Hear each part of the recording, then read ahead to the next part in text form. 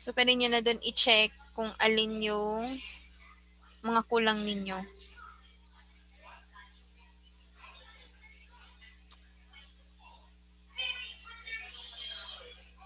Wait lang ha. At feeling ko na-move ko yung yung PowerPoint ko sa inyo.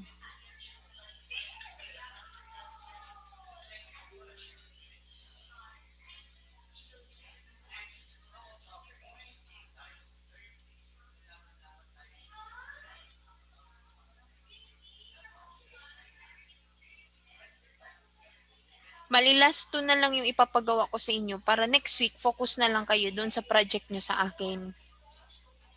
Ha? Yun lang ang gagawin natin from Wednesday to Friday. Hindi na ako magle-lesson.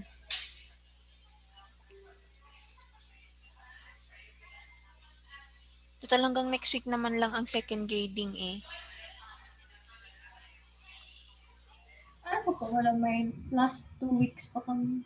Ang alam ko hanggang week 8 lang daw. Ano po gagawin ang Gagawin sila.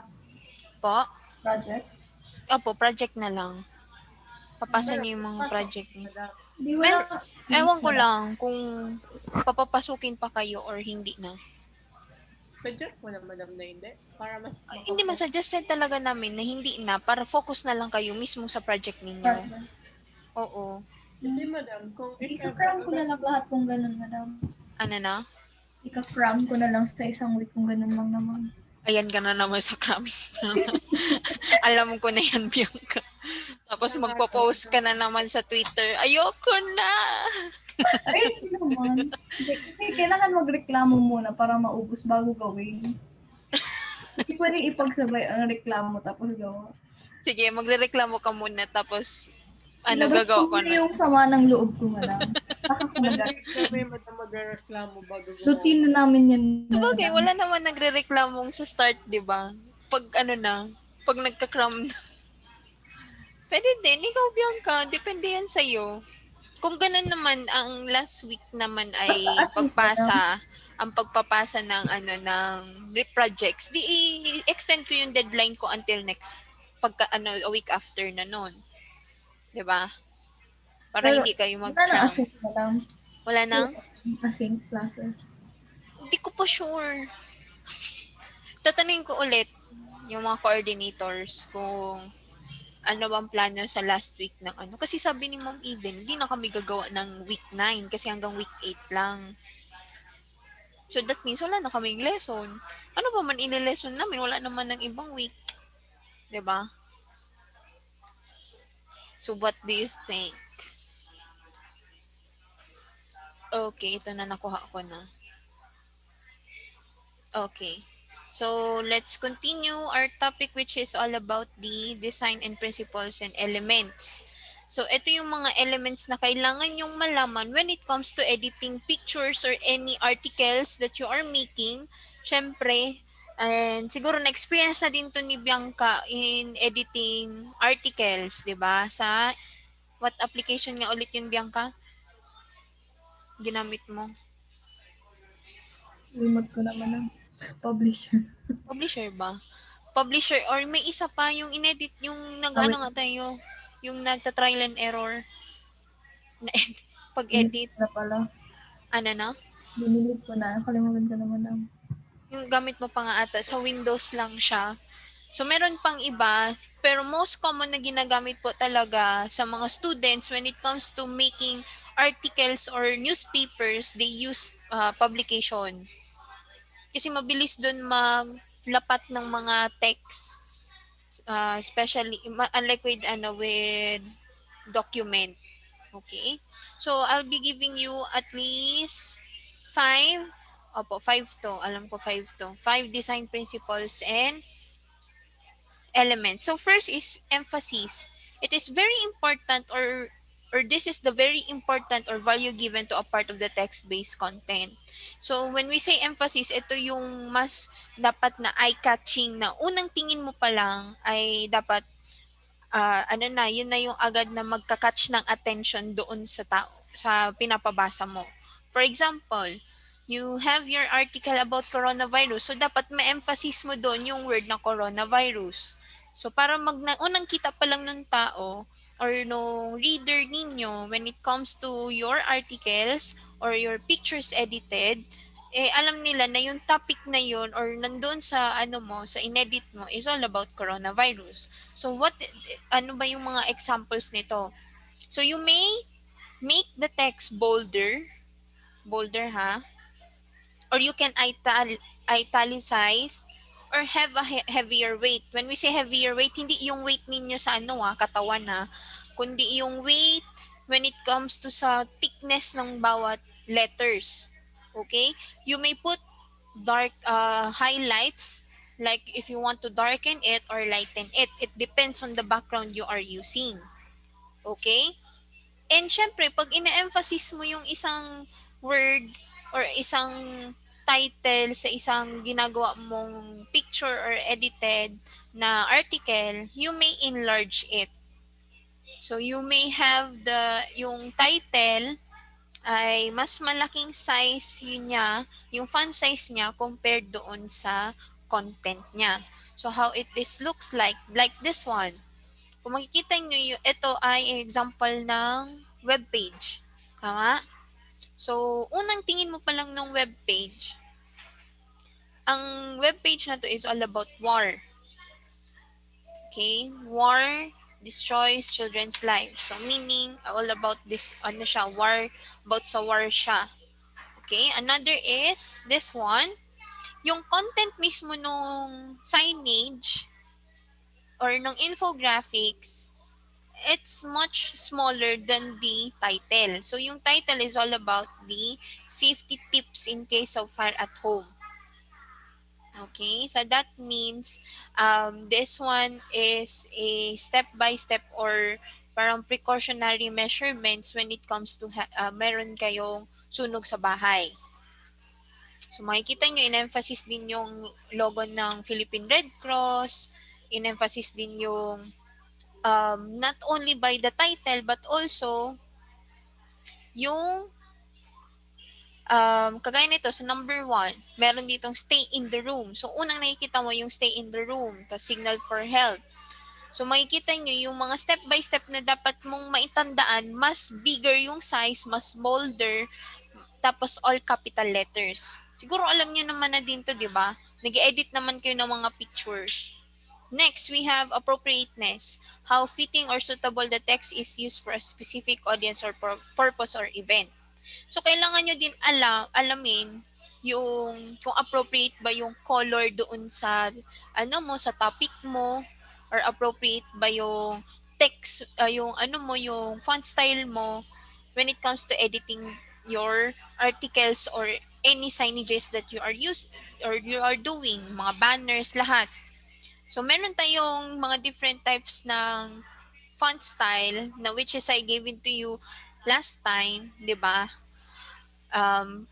Bibigyan ko kayo ng example.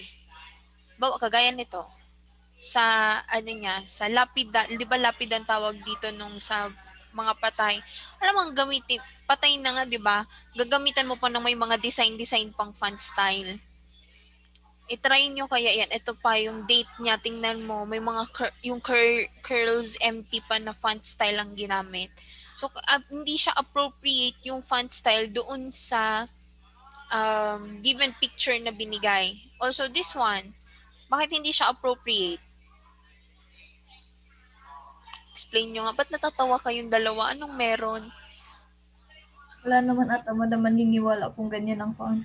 Walang maniniwala na cosmetic dentist siya, 'di ba? Or dentist, ano ba 'to? Basta hindi ka maniniwala na pangpaganda yung pwedeng gawin sa ngipin mo dahil sa font style niya. And also, tingnan mo naman yung color niya. Parang bulok tuloy.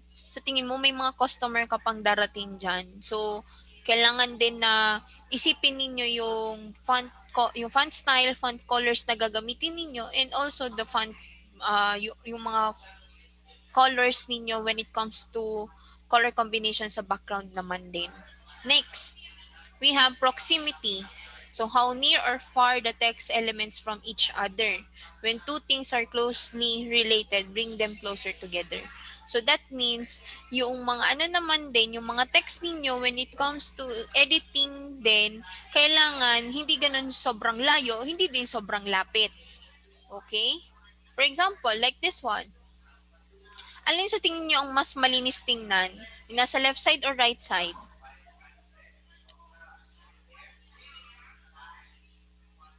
Right. Right side. How about you, Julian? Left or right? Right. Right din, di ba? So makikita ninyo, medyo sabog din tingnan kapag ito yung pinili ninyo when it comes to editing. Di ba? Na-emphasize nga yung ano nyo, yung pangalan ng school. Tapos andito yung day, andito yung telephone number, andito yung email, andito yung um, address, andito pa yung isang address. So bakit hindi na lang siya ilagay ng indented on the left side, di ba? So next we have your alignment. So we have 4 different types of alignment. We have left, center, right, or justified. What is the difference of the center and justified? Sino makakasagot?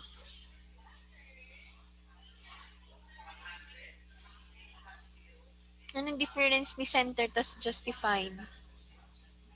Yung justified. Hindi nyo ma-explain. Tayong dulo. Dulo to dulo siya sa margin. Pantay pa. Pulot. Dulo to dulo. Okay. Pag center, hindi. As in centered lang talaga siya. Nasa gitna lang talaga siya. Okay. Tama yon. Yun yung difference ng dalawa. Madalas na ginagamit si justified sa mga letters. Di ba? Paggagawa kayo ng solicitation letters, ng alam mo, love letter, mag-justify pa ka mukha formal man. Di ba? So, yun lang naman yung 4 na ginagamit natin na alignment. Pero meron din kasi sa Word na kapag nag edit ka sa text box, you know what is a text box? Naka-try na kayo gumamit ng text box sa sa Pages, sa Word, sa PowerPoint. Ang itsura po ni text box, kung ito yung paper ninyo doon sa ine-edit nyo, para siyang may lumulutang na box. So, pwede mo siyang, halimbawa, bigyan ko kayo ng example. Open ko tuloy yung Word ko. Hindi ko kasi ma-explain ng maayos kapag hindi nyo nakikita. Meron kasi tayong iba pang alignment na additional na dalawa, which is top and bottom. Okay? Pag mag-edit ako or maglalagay ako ng text box, for example, I'll insert a text box, shape. Magta-type ako. Gusto ko yung center niya, as in sobrang center talaga nung box na yun na ginawa ko. So, paano ko siya gagawin? So, meron tayong tinatawag na top and bottom na alignment. Ito, align text. So, merong top, middle, and bottom. Okay? Para pang naglagay ka sa gitna ng ng text, at least gitnang-gitna siya doon sa mismong box na yon. So, yun yung additional na 3 pa when it comes to your alignment. Madami ka Po. po. Ano po? Lag ka. Lag pa? Ikaw po. Salita mo, may nawawalang words. Okay na? Hindi pa? Ganun pa din? Okay na, madam. Okay na. Ulitin ko ha.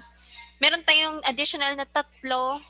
Sabihan niyo ko pa naglag ako ha. 3 na alignment, which is the top, middle, and bottom. So, alam niyo naman na yung itsura niya. So, ito middle, ito top, ito bottom.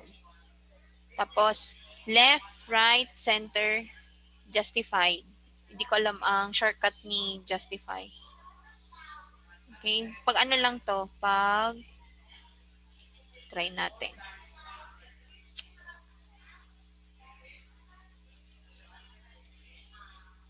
Pag justify,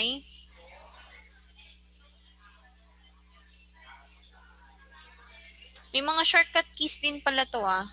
Ayan, justified to center. Yan yung difference ng dalawa. Justified and center. So makikita ninyo yung text ko po, pag center, dikit-dikit sila. Unlike with pag-justify, automatic si computer maglalagay siya ng... Madam, naglag ka ng ilang seconds. Wait lang. Naglag na naman. Okay na? Okay na? Okay na? Hello?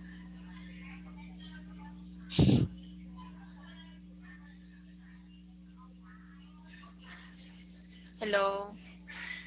My G.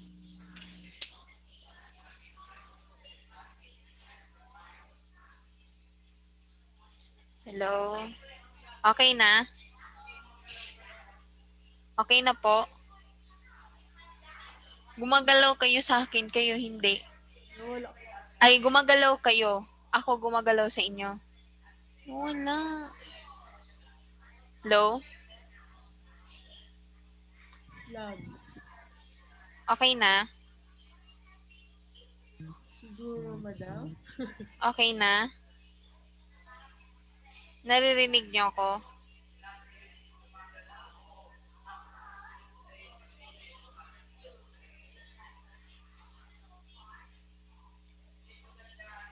Grade 12. Okay na? Okay na? Sure? Sure na? Okay. So, ito yung examples ng alignment na pinakita ko sa inyo kanina. And next, we have organization. Conscious effort to organize the different text elements in a page. Ensure that while some text elements are separated from each other, they are still somehow connected with the rest of the element of the page. So, kailangan nyo din iset yung pag-organize ng mga text ninyo when it comes to editing. So, kailangan nyo mag-set ng mga framework or compartmentalization. Okay? So, something like this one. So, you need to have your repetition, contrast, alignment, and proximity. So, ayun. So, kailangan nyo siyang i-check kung hindi naman sobrang siksik, liglig yung ano nyo, yung ini-edit ninyo. Sabihan nyo ako ha, pag naglag ulit ako. Next, we have repetition, the consistency of the element. So, ito yung pumapasok dito yung kung same ba yung mga font style na ginamit ninyo, kung same ba yung designs na ginamit niyo, kung lahat minimalist. We have contrast.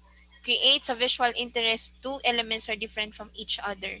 So when we say contrast, ito yung may mga color combination na tinatawag na. Di ba may mga color palettes tayo when it comes to editing. So kailangan nyo din malaman kung babagay ba yung font color doon sa background color niya. Kung yung large font ba ay bagay doon sa small font na yon, kung bagay ba yung serif na font na napili mo doon sa sans serif mong content, and also the thin elements with the wide elements, and yung cool color and warm color. Give me an example of a cool color.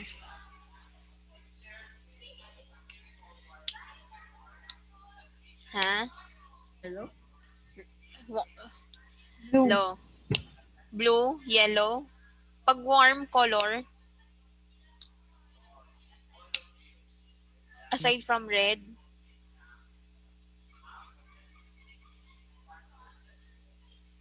di na alam. Red lang ang alam nyo na ano, warm color.